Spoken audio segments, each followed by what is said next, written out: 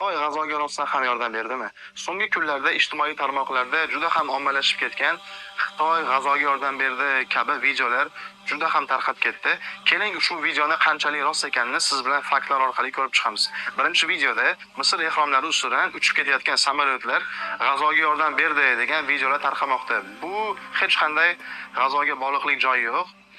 Misr va Xitoy samolyotlari qo'shma harbiy mashg'ulotlar o'tkazmoqda. Endi ikkinchi videoga ko'radigan bo'lsa, ikkinchi video bundan 1 yil oldin AQSh va uning ittifoqchilari tomonidan G'azo sektoriga berilgan yordamlar aks etgan.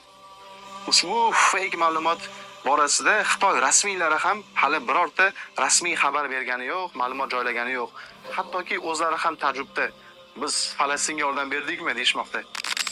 G'azo sektori Yahudiylar blokadasi ostida 75 kundan beri hech qanday oziq-ovqat, dori-darmon kirmasdan maksimal ochlikdan hozir musulmonlar olamdan o'tyapti va qiynalishmoqda. G'azo ahlini unutib qo'ymang, birodar. G'azo ahli hozir sizga juda ham muhtoj.